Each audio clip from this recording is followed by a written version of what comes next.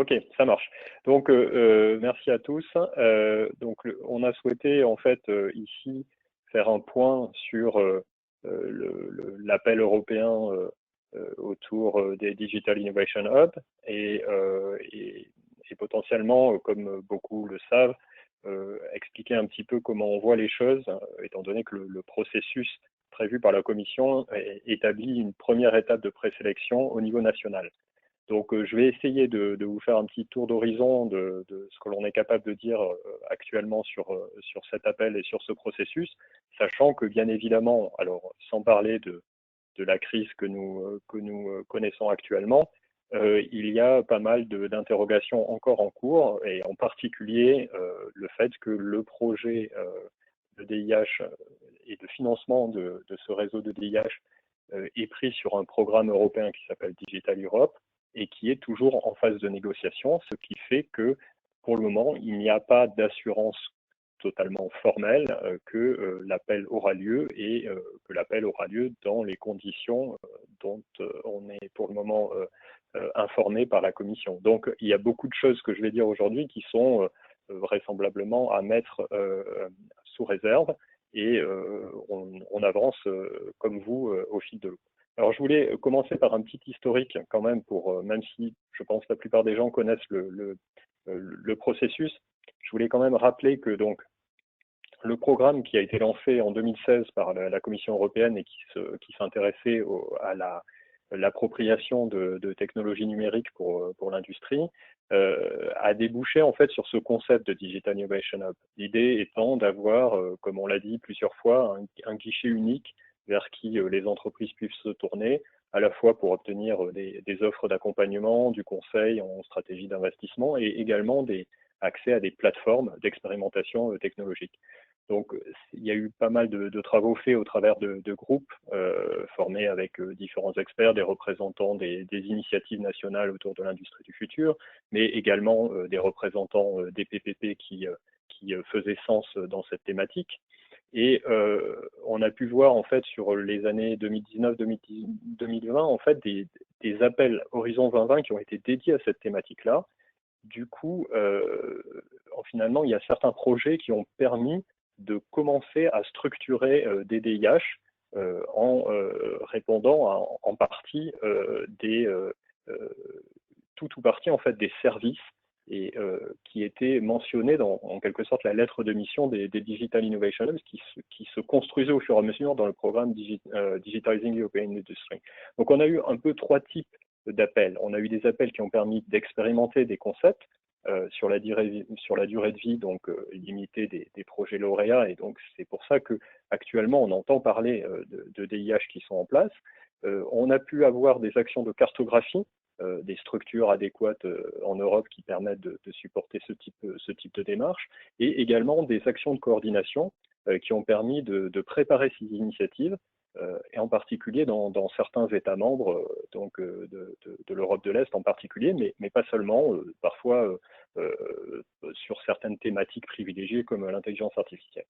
Et donc peu à peu, finalement, les expérimentations étant positives, on a abouti à l'idée d'inscrire donc dans un programme spécifique, Digital Europe, le principe du financement d'un réseau interrégional pérenne de DIH. Donc j'insiste sur le point, c'est un réseau donc interrégional. L'idée n'est pas forcément de mettre le focus sur des activités locales et régionales pour la Commission, c'est un point important, mais un autre point, c'est vraiment de faire collaborer les DIH les uns avec les autres. Et le deuxième point, c'est pérenne, c'est-à-dire être capable finalement de dépasser les problèmes qu'on avait où on avait des financements par des appels spécifiques qui duraient 2-3 ans, le temps de la durée du projet. Donc financer des structures sur du plus long terme.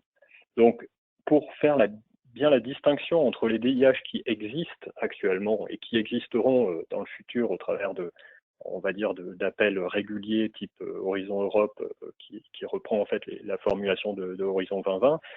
Ces DIH financés dans le cadre du programme Digital Europe ont été baptisés European Digital Innovation Hub, donc EDIH, et c'est ceux dont on va parler, enfin en tout cas ceux dont je parle aujourd'hui, qui recouvrent un appel donc restreint, un appel européen restreint pour la fin de l'année 2020, avec des candidats présélectionnés par les États membres. Et je vais rentrer un petit peu plus dans le détail sur le slide suivant. Merci. Donc, comme je le dis, pour le moment, on est à la date d'un draft qui date de fin mars de la part de la Commission européenne, dans l'idée d'avoir un réseau de DIH, de European Digital Innovation, qui soit déployé dans les 2-3 ans à partir de 2021. Donc l'objectif, comme je l'ai dit, ce sont des actions inter-hub qui sont attendues, un financement pérenne, donc qui serait déclenché vraisemblablement par tranche, mais les candidats, disons, retenus, a priori verraient leur mission fonctionner de 2021 jusqu'à 2027. La Commission s'attend à avoir disons des structures qui sont capables de piloter des programmes et de faire des retours d'expérience auprès de la Commission, de façon à pouvoir ajuster finalement ces instruments et synchroniser les instruments en fonction de retours qui sont faits sur le terrain dans les différentes régions. Ce sont des services qui doivent adresser à la fois les besoins des PME, alors pas que les PME, mais majoritairement quand même les PME, et des services publics. Donc ça, c'est quand même quelque chose qui est un petit peu différent peut-être de ce qui a été fait jusqu'à présent dans les DIH, dans les précédents appels. Et elle s'attend évidemment à avoir des acteurs qui ont une légitimité territoriale, d'où, d'une certaine manière, la nécessité d'avoir une présélection de ces candidats par les États membres.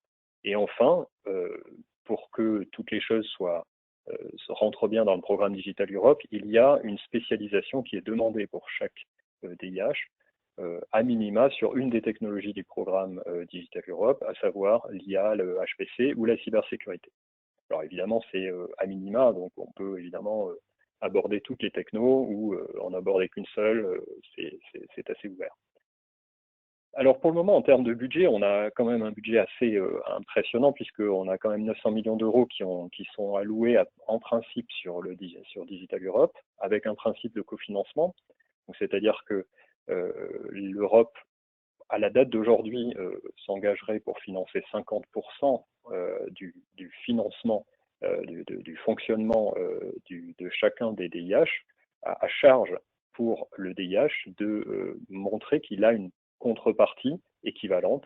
Alors, une contrepartie qui peut se retrouver sous forme de financement national, régional, privé, peu importe à ce stade, y compris même européen, dans le sens où les fonds FEDER, et en particulier évidemment les fonds FEDER à venir, seraient mobilisables sur cette thématique-là, moyennant que chaque région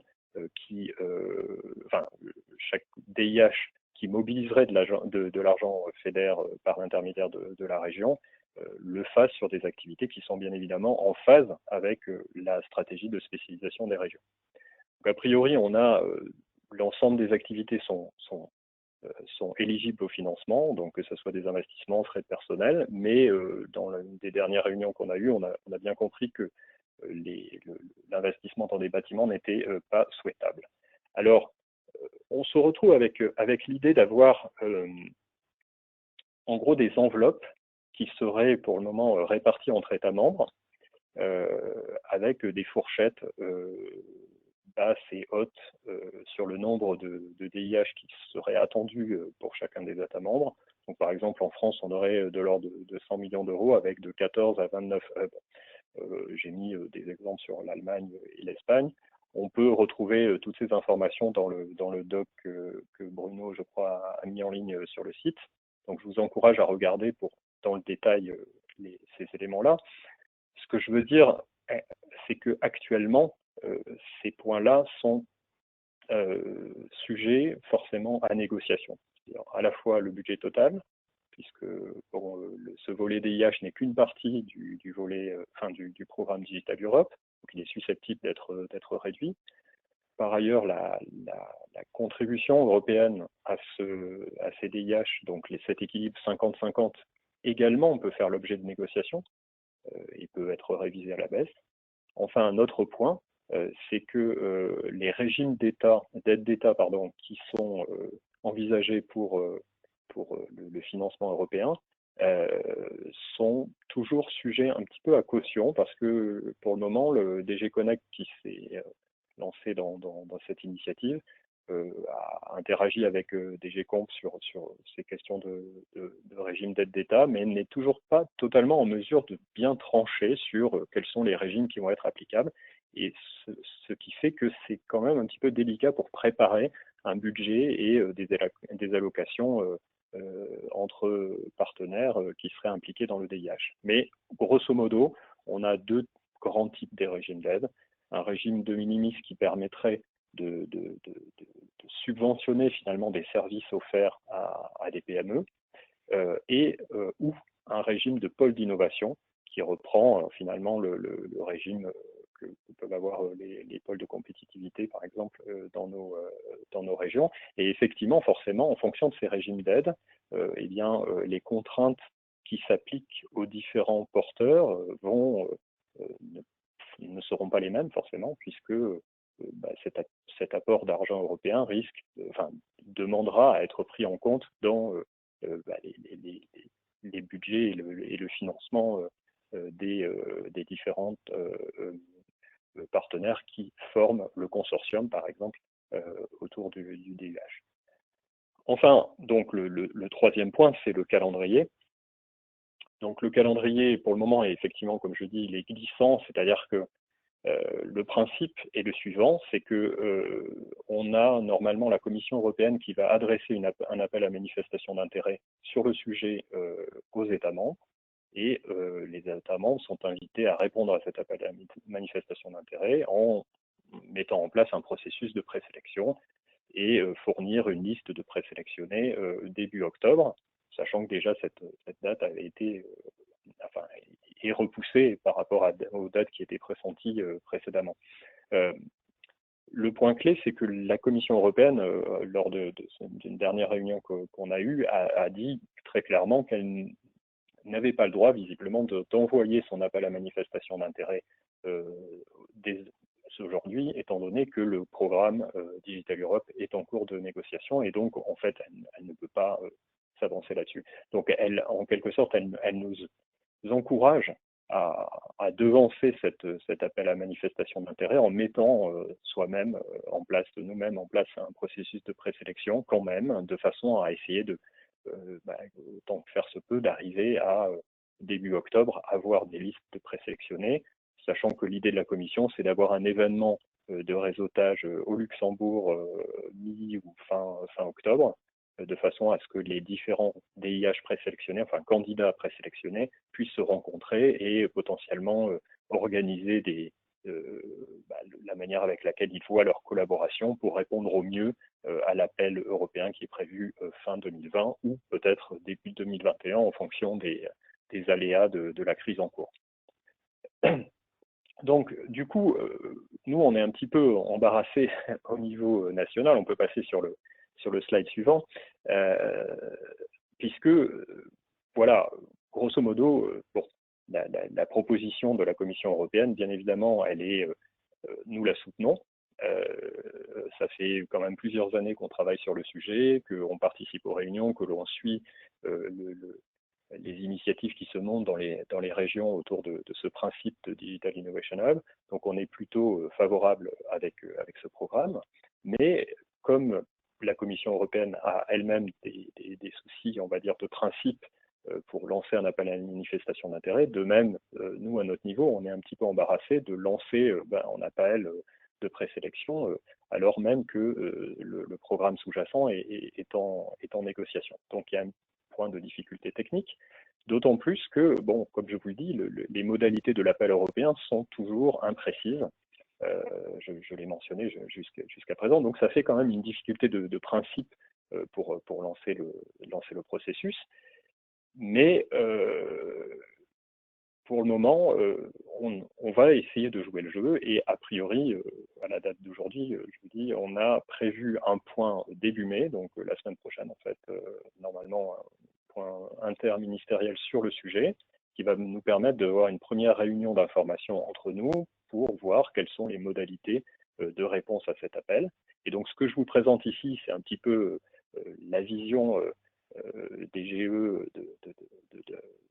du processus que l'on pourrait mettre en œuvre, mais c'est vraiment sous réserve. Donc j'insiste un peu lourdement, mais je sais qu'il y a certaines administrations qui, par exemple, considèrent que, étant donné que le programme est en négociation, on ne peut pas lancer un appel de ce type-là. Donc, on va voir ce qu'il en ressort, et bien évidemment, comme depuis le début, on jouera une parfaite transparence là-dessus, puisque notre principe, c'est de suivre justement les initiatives qui se montent, les accompagner au maximum et les rendre les plus pertinentes possibles pour qu'elles puissent bénéficier au maximum de cet argent européen qui est dédié à des actions que l'on souhaite voir prospérer dans nos différents territoires, parce qu'on est persuadé qu'ils vont renforcer finalement des programmes et des actions d'acteurs déjà positionnés sur le terrain. Donc on a tout intérêt à le faire. Maintenant, on aurait vraisemblablement préféré d'autres modalités plutôt qu'un appel qui semble compétitif, alors même que nous, on essaye d'être plutôt dans une démarche de co-construction. Voilà.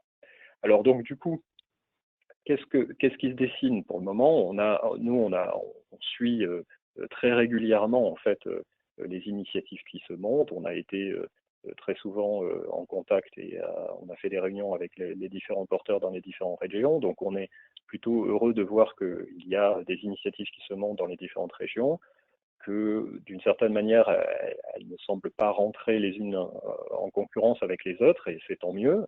Voilà. On est ce que l'on cherche à mettre en avant, ce que l'on veut obtenir en tout cas au niveau national, c'est d'avoir des acteurs qui sont déjà déployés sur le terrain. Donc vraisemblablement, nous, on sait que le territoire national a déjà des acteurs en place, a déjà des structures, je ne vais pas toutes les citer, mais qui sont déjà déployés dans des actions relativement similaires. Et notre idée, c'est d'utiliser cet appel pour pouvoir mieux fédérer finalement les actions des acteurs déjà déployés. Donc, c'est plutôt dans une optique d'avoir de l'argent supplémentaire finalement sur des acteurs déjà positionnés. Ensuite, on veut qu'il y ait un travail de co-construction avec les régions, c'est-à-dire qu'on veut absolument, mais c'est le principe de la Commission européenne également, d'avoir que les régions finalement avalisent les propositions qui seront faites. Donc autrement dit, il y aura en tout état de cause au minimum une lettre de soutien apportée par les régions sur les initiatives qui voudront être présélectionnées. Ensuite, on veut avoir réellement une exigence en matière de collaboration inter-hub européen, puisque ça nous paraît être un des points clés dans un pays comme la France qui a déjà pas mal de structures déployées. On s'attend à pouvoir assumer un rôle plus important et être à même de prendre en charge des collaborations qui seraient intéressantes sur telle ou telle thématique avec d'autres régions européennes.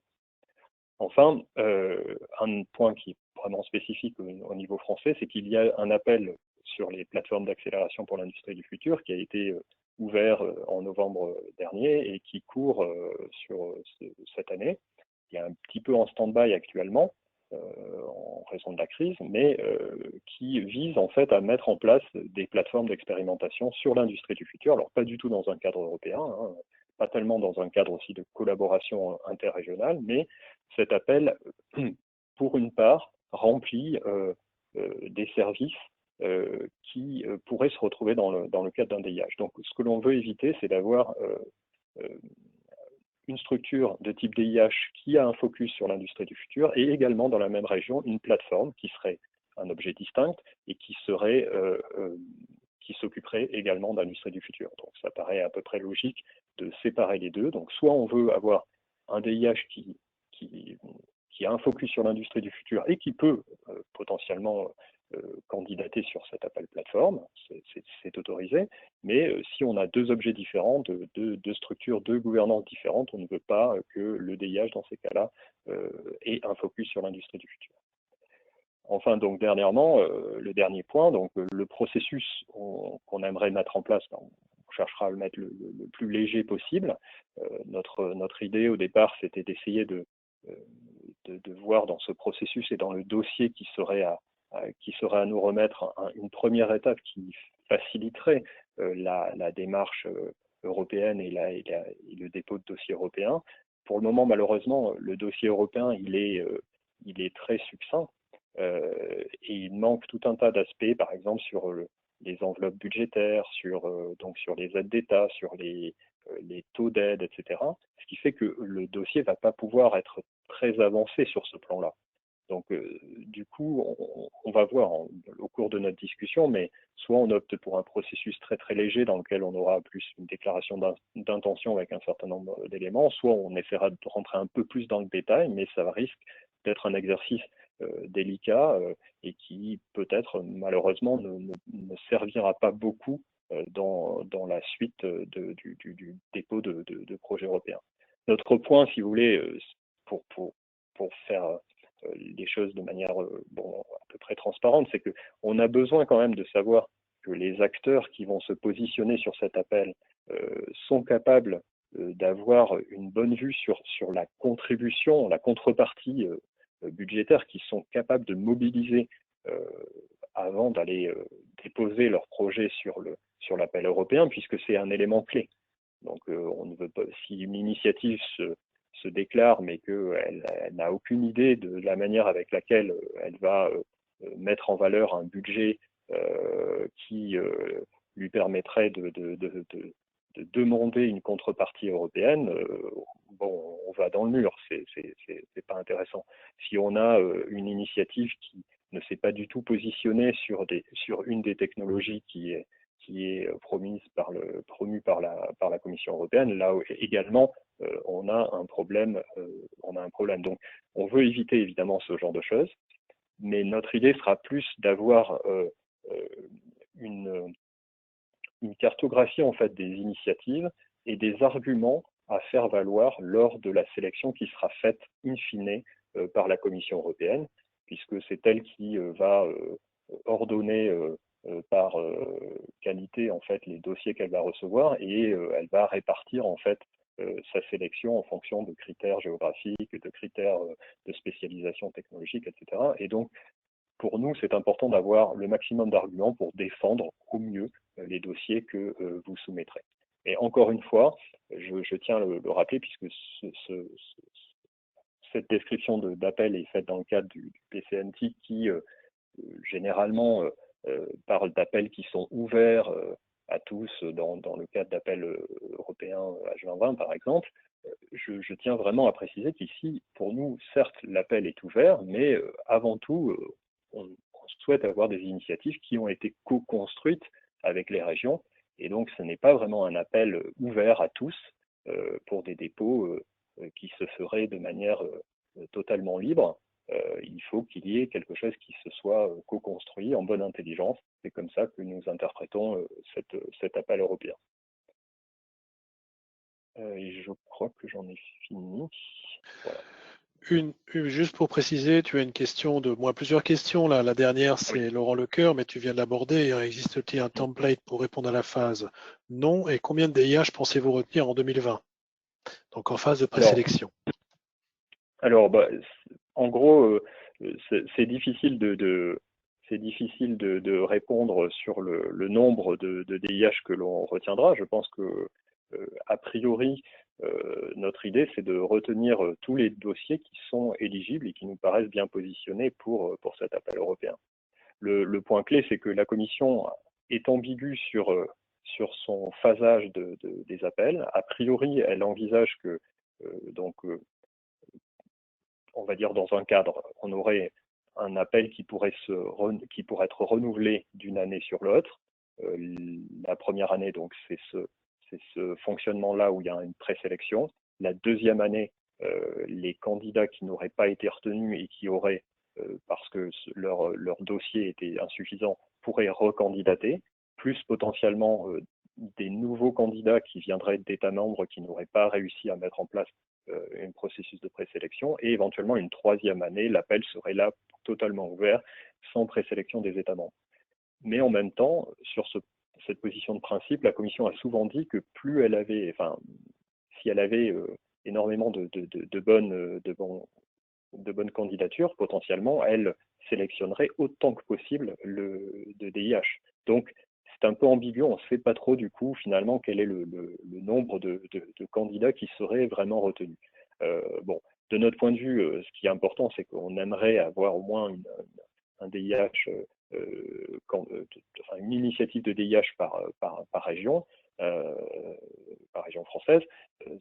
Et voilà, je ne dis pas qu'on va laisser passer toutes les candidatures, hein, il ne faut pas avoir cette fausse impression, mais on veut, dans la mesure du possible, avoir effectivement le maximum de candidatures.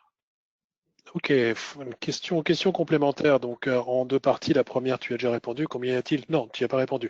C'est sur l'antériorité. Combien y a-t-il de DIH aujourd'hui? On a toute la question, on a tous le même problème de compréhension de ce que c'est qu'un DIH. J'appellerais presque des DIH sauvages. Et deuxième question, ces DIH deviendront-ils forcément EDIH?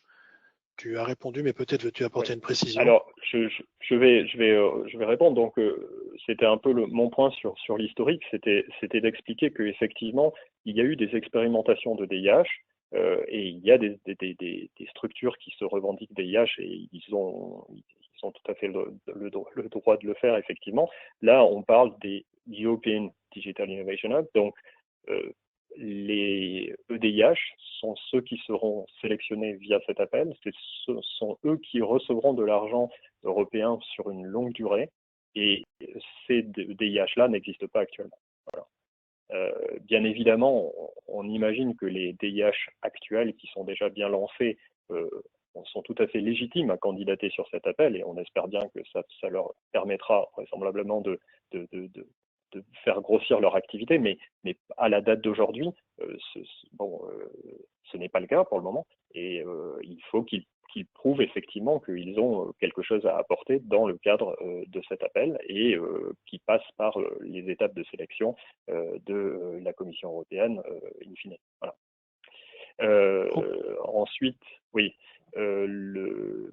alors oui, je me retrouve. Donc il y a une question sur les régions, voilà, est-ce qu'un DIH ne devrait pas pouvoir couvrir plusieurs régions? Encore une fois, pour moi, et enfin pour nous à la DGE, tout est possible.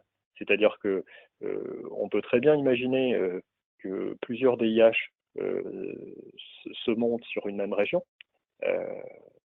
Ce n'est peut-être pas totalement souhaitable du point de vue de la répartition du budget, puisque, comme vous avez compris, une partie quand même de l'articulation des activités des DIH est en fort lien avec la région. Et donc, si la région voit sur son territoire plusieurs initiatives de ce type-là, vraisemblablement, le budget qu'elle pourrait allouer à ces entités se retrouvera divisé. Mais maintenant, ça peut faire tout à fait sens si on a des activités qui sont bien distinctes, qui remplissent différents services, qui s'adressent peut-être à différents écosystèmes, d'avoir plusieurs initiatives.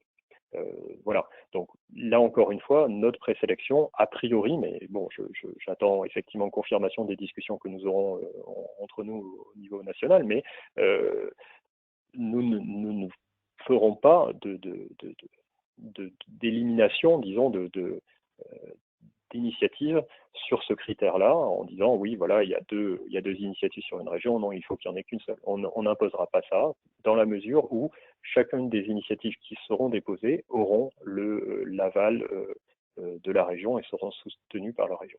Alors maintenant, avoir un DIH qui couvre plusieurs régions, là aussi, a priori, c'est possible et rien, je pense, ne s'oppose à cela dans le texte européen. Le petit bémol que je vois, c'est que la Commission semble vouloir dire que finalement, dans ce système de présélection, les États membres, de cette manière, sont capables de choisir s'ils veulent des DIH sur des petites régions, sur des grandes régions, etc. Donc, et d'une certaine manière, adopter un schéma particulier. Si l'on a des DIH qui couvrent une grande région ou des DIH qui couvrent plusieurs régions, ça veut dire que quelque part en France, on ne choisit pas un modèle particulier et on est légitime de ne pas choisir si on veut, c'est juste qu'il faudra qu'on l'argumente auprès de la Commission européenne. Alors après, dans les faits, il est possible que ça soit compliqué à gérer dans le sens où, par exemple, pour mobiliser de l'argent des fonds FEDER sur des actions qui sont sur une entité qui est positionnée sur 2 régions, il y a peut-être, je ne sais pas, une difficulté de gérer ce genre d'action. Mais a priori, je dirais que tout est possible. Maintenant, il faut que ça soit bien argumenté et que, vous l'avez compris, que ces arguments soient également à notre disposition pour que l'on puisse ensuite défendre les dossiers lors de l'appel européen et en amont lorsque potentiellement il y aura des ajustements des spécifications de l'appel. Voilà. Une structure peut-elle porter plusieurs DIH sur des territoires différents? Donc, je crois que j'ai un peu répondu à cette question. Si la question c'est de savoir si une même structure peut être impliquée dans différents DIH, vraisemblablement oui, il n'y a pas de raison à cela. Après, si je prends l'exemple d'un pôle de compétitivité qui serait associé dans deux DIH, à lui d'être capable effectivement de montrer que il sait faire la part des choses entre les activités des différents DIH, sachant que vous avez compris que l'argent européen sera forcément défini par tranche et validé en fonction des résultats, etc. Et donc, il faudra quand même être capable de piloter finement ce programme. Est-ce que j'ai oublié d'autres questions? Donc le template, je ne l'ai pas, hein, on en aura. J'ai bien compris qu'effectivement c'est une difficulté, donc on essaiera dans la mesure du possible de fournir un draft dès que possible, même s'il sera peut-être soumis à modification.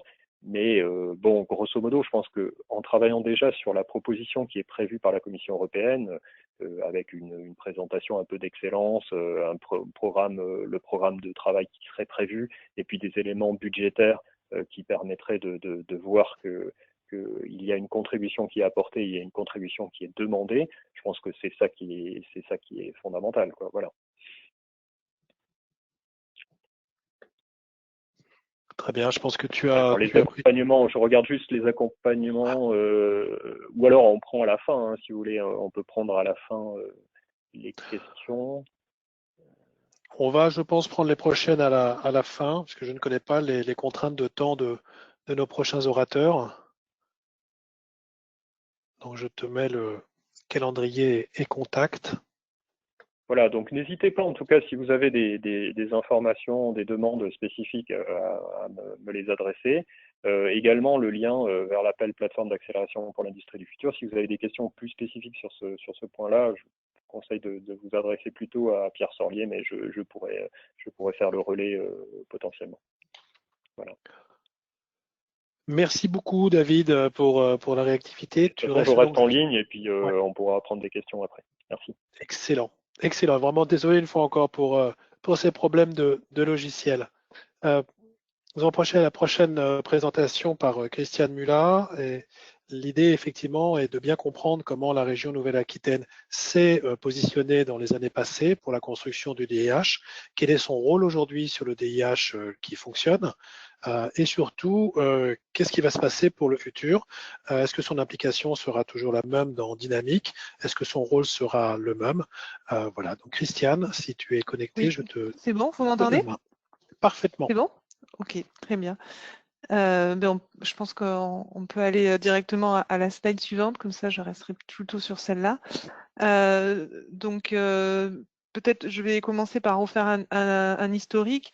L'idée de la création du dynamique est venue de l'écosystème de certains pôles qui souhaitaient participer à des appels à projets H2020. Il fallait avoir l'existence d'un DIH.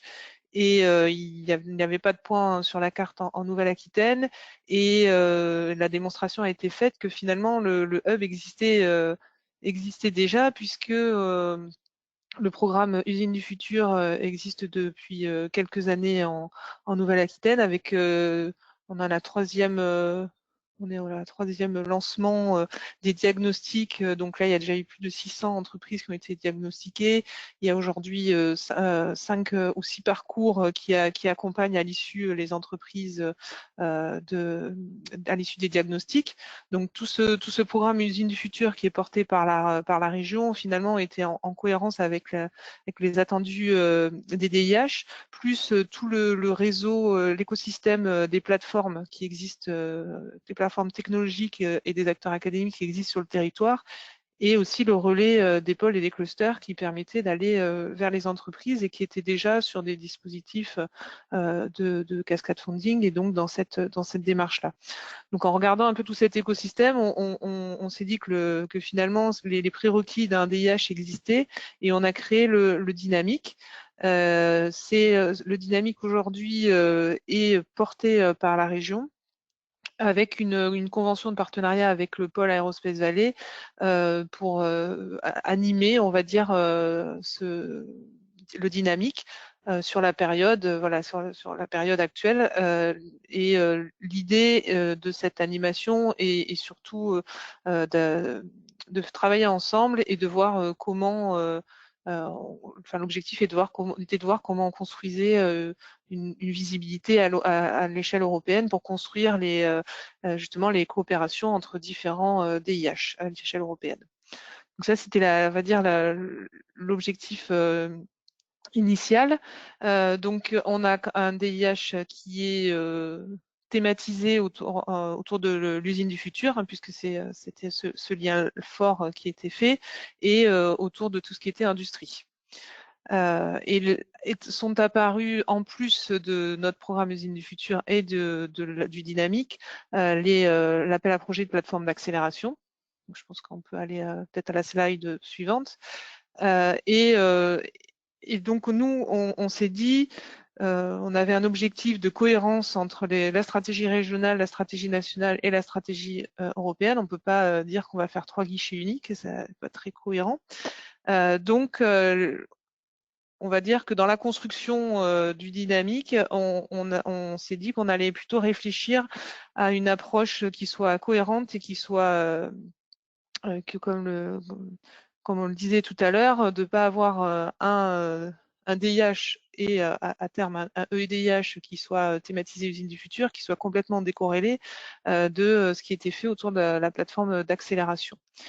Donc aujourd'hui, l'idée est que le dynamique est un peu la fenêtre vers l'Europe de la plateforme d'accélération usine du futur en Nouvelle-Aquitaine. Donc les deux projets avancent en parallèle et sont très fortement liés. Et donc tout le travail, on va dire, autour de la gouvernance, autour de l'offre, de l'offre de service, se fait en lien pour qu'on ait quelque chose qui soit viable, qui soit lisible, qui soit au service surtout des entreprises du territoire.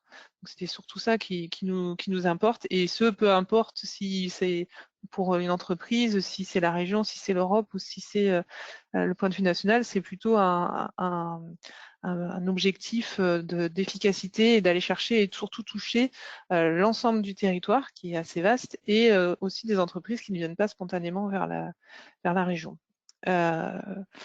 Donc aujourd'hui, finalement, la région porte le dynamique, travaille avec, donc plus particulièrement, puisque c'est depuis le début, avec le pôle Aérospace Valley pour aller vers la labellisation européenne. Et la plateforme d'accélération a été, pareil, incubée pendant 1 an au niveau de la région. Et aujourd'hui, l'incubation se fait au sein de notre agence développement d'innovation.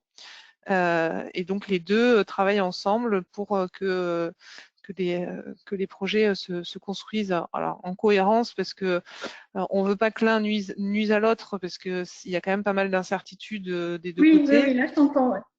Ah, pardon. Il y a quand même pas mal d'incertitudes des deux côtés. C'est pour ça, d'accord. Ah, pardon. Mais on se rappelle plus tard, si tu veux. Oui, Isabelle, je crois que... Oui, il y a quelqu'un qui a laissé son micro ouvert. Oui. Isabelle. Oui, du coup, donc voilà, donc c'était c'est ce travail qui est mené. Donc à la fois on a la volonté d'aller à la labellisation européenne, mais on a surtout la volonté à pérenniser et à mettre en cohérence les différentes stratégies et du coup les différents financements. Voilà à peu près ce que je pouvais dire. Une question peut-être pour toi et David par rapport aux porteurs des EDIH à venir. Donc là, on voit qu'on a un DIH qui est porté par une région.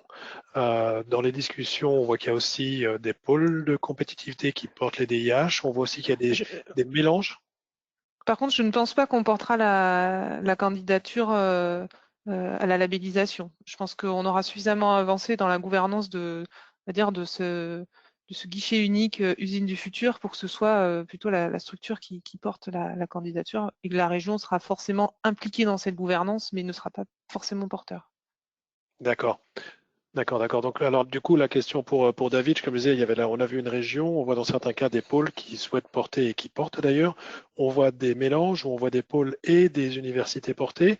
En termes de gouvernance et de portage, est-ce qu'on a une idée? Est-ce qu'on a, non pas un souhait, mais est-ce qu'on a vu des choses plus solides que d'autres?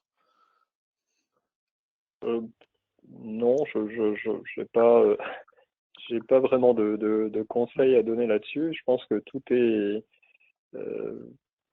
est possible. Disons, le point clé, c'est qu'effectivement, il, il est important en fait que la structure qui porte soit capable finalement d'arbitrer dans les différents, enfin, des différents programmes, puisse être partie prenante finalement des différents programmes qui sont déployés sur les territoires et être à même voilà, de bien organiser les actions entre les différents partenaires impliqués. On a eu effectivement des questions des fois très concrètes sur est-ce que tel partenaire devrait être core partner, devrait être simplement sollicité par par exemple par de la sous-traitance dans le cadre du projet. Honnêtement, à ce stade-là, je ne peux pas vraiment donner de conseils parce que la copie de la Commission européenne ne rentre pas dans ces détails-là et malheureusement, je pense que peut-être en fonction des régimes d'aide d'État, il y aura peut-être des structures qui seront plus solides ou plus faciles à piloter que d'autres. Mais pour le moment, je ne saurais trop dire. Un autre point, c'est que des fois, on m'a posé la question de savoir si les agences de développement pouvaient être finalement des régions pouvaient être directement pilotes de ces structures. Il y a pas de raison, il n'y a rien qui s'y oppose a priori de ce que l'on a compris en fait de cet appel européen. Et donc c'est plutôt aux régions elles-mêmes de voir avec les différents acteurs qu'est-ce qui est le plus pertinent. Je sais que par moments, c'est des fois l'agence de développement qui est impliquée de façon à trouver peut-être un meilleur équilibre entre différents pôles de compétitivité qui sont présents sur le territoire. Parfois, c'est un pôle de compétitivité qui est plus mis en avant. À d'autres moments, c'est plutôt un organisme de recherche. Tout est possible, en fait. Je pense qu'il n'y a pas de règle et en tout état de cause, il n'y a pas de raison que nous, on impose une gouvernance particulière là-dessus. D'accord, d'accord. Donc effectivement, pertinence, efficacité, possibilité de participer dans les actions. Merci, merci beaucoup, Christiane. On retourne à nos collègues Valentina et Pierre Damien pour DigiO les Minismart. On a vu effectivement dans la première partie le pourquoi, ce qu'ils avaient fait, et on va voir dans cette deuxième partie effectivement quels sont les plans pour le futur. Donc Valentina pour DigiO.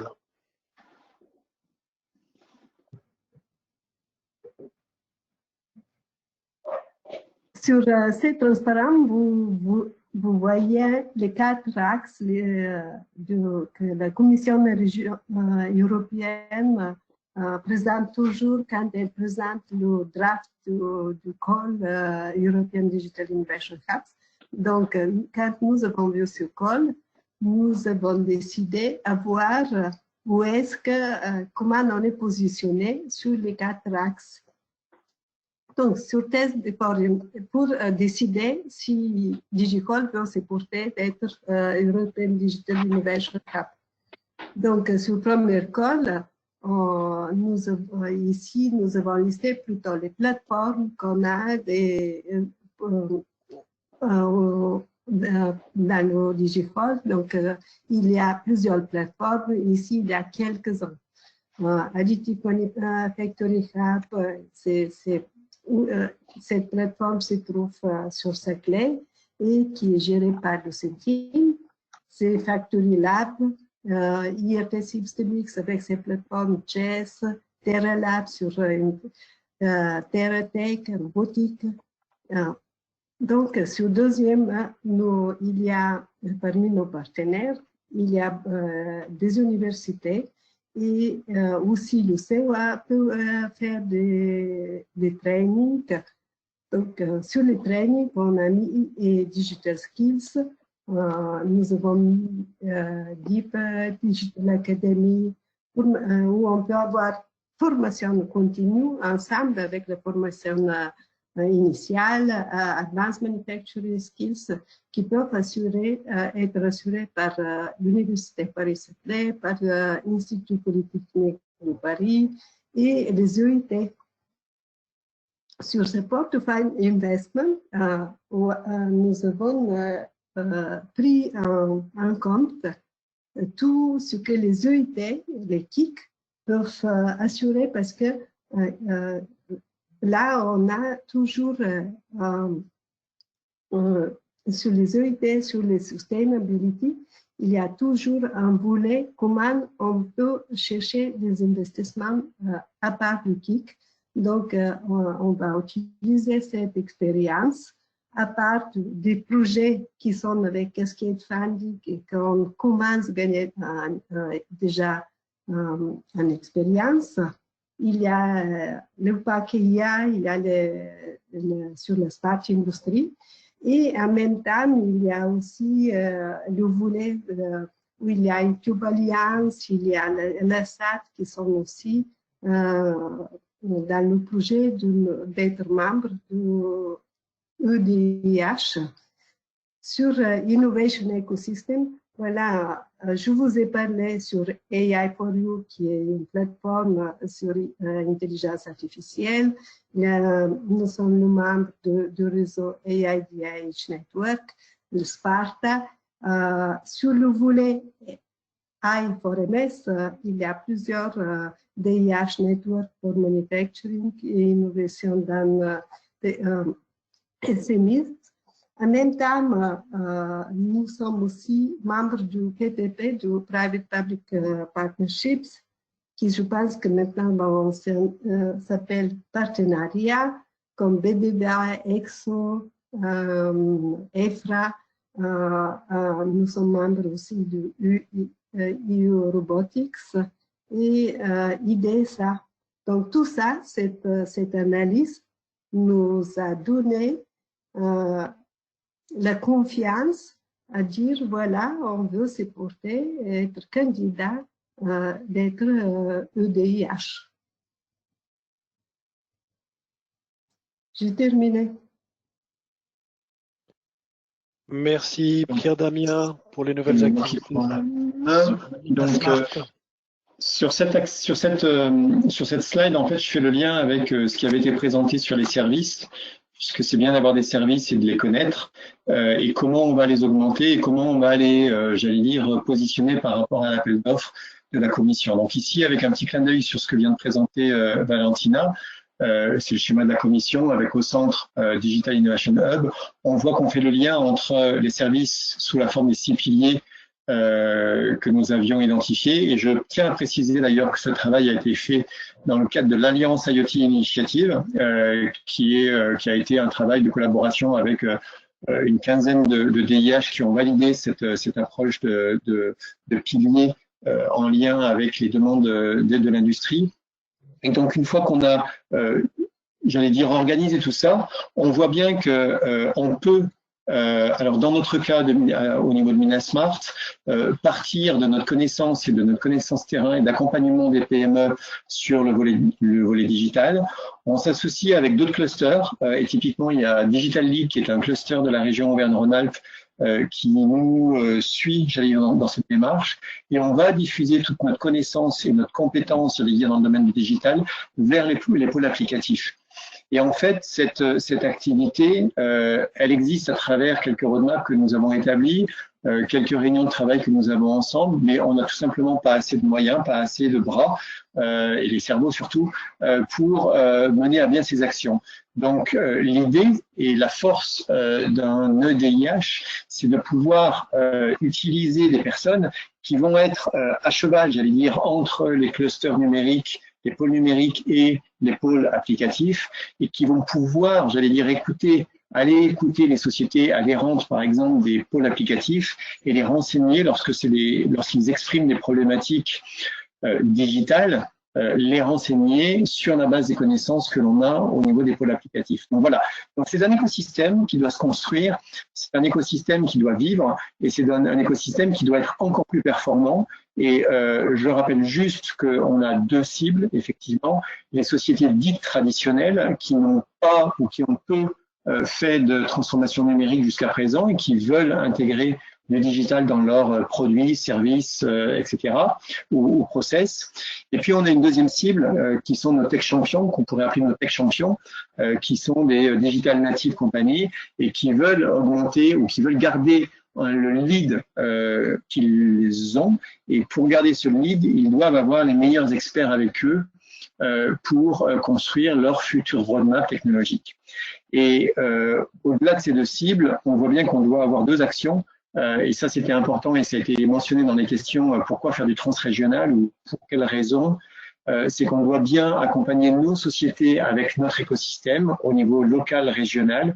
Mais lorsqu'il y a des compétences ou des marchés qui doivent être qu'il faut aller chercher à l'étranger au niveau européen, et ben en fait, les réseaux de DIH vont servir à ça et seront hyper pertinents. C'est ce que l'Europe appelle la construction des corridors entre les régions, et c'est ces régions et c'est ces corridors que l'on doit construire à travers les réseaux de DIH qui vont être construits avec cet appel. Voilà. Je passe la main donc à Valentina. Valentina, donc, à toi. Voilà, j'ai regardé si mon micro est coupé. Donc, cet appel EDIH nous permet à nous structurer parce que quand les DIH étaient annoncés avant et nous sommes déclarés DIH tout au début, je pense que nous sommes peut-être les premiers DIH qui se sont déclarés en France. Ça nous permet à nous structurer, à pouvoir couvrir plus la région et voir comment il faut travailler. Donc, pour ça, ici, je vous présente un projet qui est en train d'être élaboré, un projet du consortium de gouvernance qui va avoir un comité de direction conduit par les membres fondateurs de DIH DigiHall. Parmi ces le pôle systématique avec qui on était tout au début, nous nous sommes déclarés ensemble. Et nous sommes partenaires dans beaucoup de projets en DIH Cascade Funding avec IRT Systemix, l'Université Paris-Saclay, l'Institut Polytechnique de Paris et INRIA. Ce sont les partenaires fondateurs du DIH DigiHall.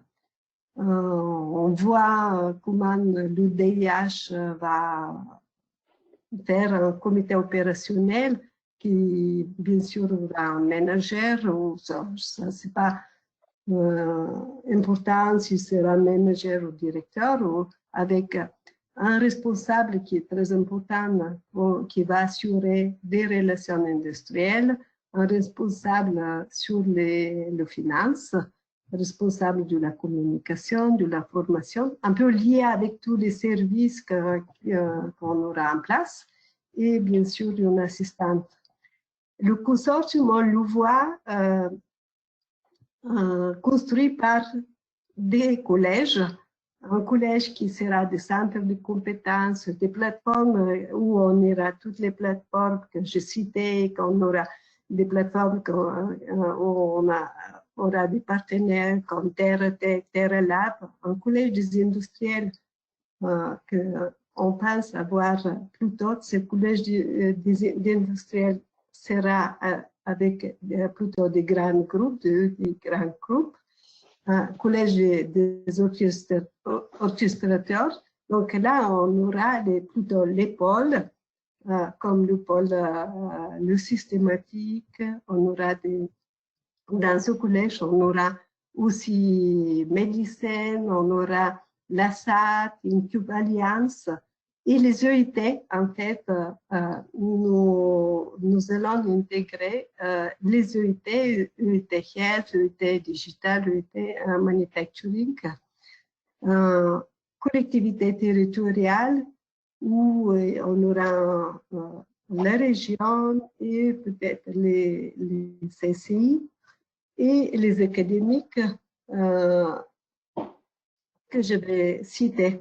Voilà ce qu'on voit, c'est aussi une façon de nous structurer, une façon à nous élargir et pouvoir répondre mieux quand on met les services en place. Merci. Ensuite, on va parler des collaborations européennes. Donc, je reprends la main, Pierre-Damien Berger.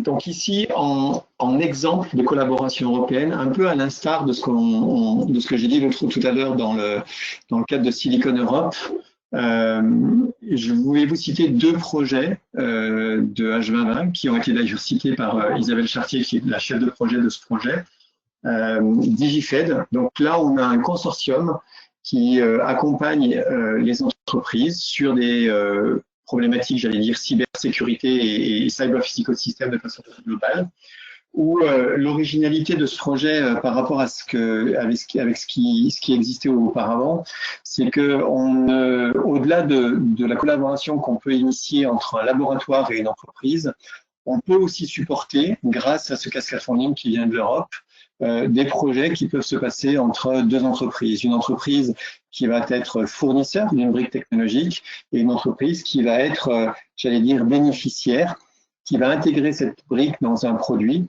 et qui va justement pouvoir progresser sur ses marges, sur ses parts de marché grâce à cette innovation. On a aussi un autre modèle dans DigiFed qui est sur la base d'une demande d'un grand groupe.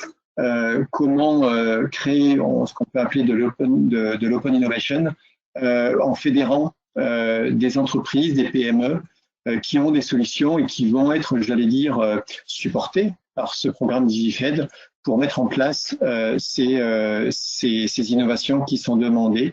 La présence du grand groupe est rassurante en termes de marché et la présence des PME est capitale en termes d'innovation. Le deuxième projet, c'est Smarties. Donc Smarties a déjà eu une vie. Il y a une deuxième vie qui commence avec un projet qui s'appelle Smarties 2 et qui est basé sur l'électronique flexible. On voit bien que le digital, en fait, il est multicasquette ou multifacette. On peut le voir sous la forme d'un composant microélectronique. On peut le voir sous la forme d'un smart system, donc déjà des composants assemblés avec une certaine complexité et un certain assemblage.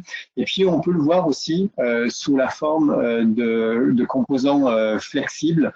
Et là, il y a un champ d'investigation qui est assez large et qui est assez intéressant dans différents domaines. Et c'est ce que propose effectivement de porter MINA-Smart.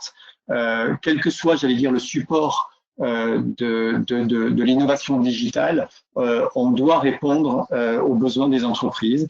Et donc, avec ce portfolio de projets, on arrive à satisfaire ou en tout cas à orienter les demandes des sociétés vers des solutions. Donc, je précise une dernière chose, et ce sera mon mot de conclusion. Bueno, ça c'est dans le cadre de ces projets-là, et c'est typiquement le cas de Smarties avec le chef de projet qui s'appelle Jérôme Gavillet, de créer un réseau qui sera pérenne même après le projet. Et on est en train de réfléchir avec les clusters qui sont embarqués dans Smarties 2 à créer, j'allais dire, ce réseau autour de l'électronique flexible pour que, même au-delà du projet européen, H2020, on soit en mesure d'assurer, j'allais dire, les demandes des PME d'où qu'elles viennent et de créer ce réseau de EDIH à travers l'Europe avec aujourd'hui les partenaires qui sont complètement impliqués et leaders, j'allais dire, en Europe sur l'électronique flexible. Donc voilà, donc c'est ça la collaboration européenne, c'est ça l'ambition des projets EDIH. On construit des écosystèmes, on les fait vivre, on les met en réseau sans jamais perdre de vue que tous ces réseaux doivent servir à nos clients qui sont les PME en priorité. Très bien, très bien. Valentina, est-ce que tu veux rajouter quelque chose sur les collaborations européennes? En fait, j'ai déjà dit plusieurs fois, c'est pas je ne veux pas insister encore, mais par exemple, je peux juste parler qu'on vient à gagner un projet qui est sur data. Donc, qu'on se positionne bien aussi sur data pour protection. Donc, voilà. Et c'est aussi un projet d'IH avec Cascade Funding. Merci beaucoup pour vos présentations à toutes et tous. Et on a reçu entre-temps une question du call Plastipolis pour Christiane Muller sur les types de services qui sont portés par Dynamic et savoir en quoi ils sont différenciés de ceux des entités partenaires du DIH.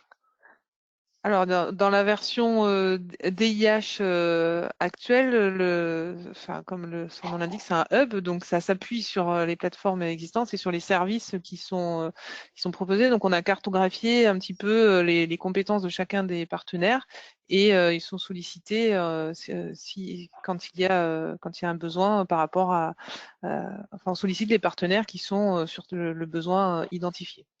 Après, dans la partie labellisation et vers le EDIH, là, il y a le travail qui est construit par la plateforme d'accélération et qui est un travail plus fin de cartographier l'écosystème, de voir les briques manquantes et de voir comment mailler l'ensemble du territoire. Enfin, il y a vraiment plusieurs échelles. Et après, en parallèle, il y a le travail qui a été présenté par les autres DIH par rapport au fameux schéma et de voir comment on couvre après l'ensemble. Mais on est assez attentif à pas refaire des choses qui existent et à pas vouloir reconstruire quelque chose qui existe. Je ne sais pas si j'ai répondu à la question. Merci. Et une question pour David, peut-être concernant le niveau de TRL attendu pour les services proposés par un EDIH. Question de Yannick Giry. Je pense que c'est assez clair. C'est quand même plutôt sur des TRL hauts, dans le sens où le principe il est d'accompagner les PME vers l'adoption de technologies existantes, donc déjà les guider dans l'adoption de solutions, peut-être sur étagère, et ensuite potentiellement les amener à alors, dans cette adoption, généralement, il y a quand même une partie de spécialisation des outils. On sait que il y a tout le temps un peu de travail d'adaptation qui est à faire dans ce transfert de technologie, mais c'est quand même a priori pas tellement sur des TRL bas que l'on va focaliser le travail. Ceci étant, ça c'est sur le principe qui est d'accompagner en fait les PME vers des premières solutions technologiques et les amener dans cette démarche d'appropriation. Ensuite, bien évidemment, on a le principe de faire une jonction vers des activités de TRL plus amont et d'amener peu à peu, grâce à ce programme, de plus en plus de PME industrielles en particulier vers, par exemple, des dépôts de projets de R&D à l'Europe. Et donc, évidemment, le but derrière, en tout cas au niveau français, je pense que c'est ça qu'on doit avoir en tête comme objectif, c'est d'augmenter le niveau de maturité technologique et peu à peu d'amener de plus en plus de participants à de la recherche et de l'innovation et en particulier évidemment si l'on s'intéresse par exemple à des technologies autour de l'IA, de l'analyse de données, etc. Le niveau TRL vraisemblablement diminue, enfin on se rapproche plus d'étapes de recherche plus amont que simplement de la mise en œuvre d'une solution robotique par exemple. Mais encore une fois, je ne veux pas être caricatural dans mon exemple, hein, mais il peut y avoir de la R&D amont en robotique, bien évidemment. Donc, je pense que le focus, au moins au point de départ, et pour la commission, c'est quand même d'amener, comme dans les projets de Cascade Funding, d'avoir pas forcément de la R&D subventionnée par ce travail-là, mais peu à peu d'amener un écosystème à faire plus de recherche et de développement dans les années qui viennent au cours de ce programme. C'est ça, je pense, le but. Très clair. Et on avait une suggestion de M. Mokhtar Hassoun qui disait que le template pour les candidatures des appels à projets French Tech était simple et facile et que cela pourrait peut-être être une source d'inspiration pour la présélection française. Eh ben, je prends le point. Nous verrons bien. Et nous essaierons de faire au mieux. D'accord. Y a-t-il d'autres questions? Je crois qu'on a épuisé toutes les questions qui étaient sur le chat. Je n'en vois pas de nouvelles. Est-ce que nos orateurs ont un dernier mot à dire, une dernière suggestion, un dernier conseil? A priori, si ce n'est pas le cas, je voulais vraiment remercier. Pardon, excuse-moi, David. Non, c'est Pierre Damien qui allait agir, qui allait peut-être faire un dernier commentaire. C'est quand j'entends parler effectivement des différentes entités d'un DIH et les prestations qui sont différentes, il faut bien voir qu'un DIH doit être un agrégateur de compétences et qu'on ne rajoute surtout pas. Et en France, il faut qu'on y fasse très attention, mais comme ailleurs, à ne pas rajouter de nouvelles couches. On est vraiment là pour agréger, simplifier et rendre service plutôt que de rajouter des choses. Et on ne parle pas de nouvelles compétences, on n'invente pas de nouvelles compétences, on les valorise plutôt. Voilà. C'est clair. C'est clair et effectivement, on retrouve la question d'efficacité et de pertinence mentionnée par David plus tôt. Pour clore, je voulais remercier Gérard Le Bihan du pôle Images et Réseaux qui, en quelques minutes, a monopolisé son équipe et l'outil qui nous a permis de repasser et de terminer ce webinaire qui était un peu chaotique. Les transparents et une partie des échanges ont été enregistrés, vous seront transmis. Vous avez les contacts des différents intervenants. Et il y a la semaine prochaine, mais je n'ose pas dire que ça sera sur le même outil, un webinaire sur le financement en Cascade Funding qui sera le 7 juin. Voilà, donc une fois encore, désolé pour ces comment dirais-je, aléas technologiques et de réseau. C'est une excellente expérience à prendre et puis merci à nos intervenants et surtout un excellent week-end à venir. Merci, bonne fin de journée. Oui, merci. Au revoir à tous. Au revoir, bonne journée. Au revoir. Merci, au revoir.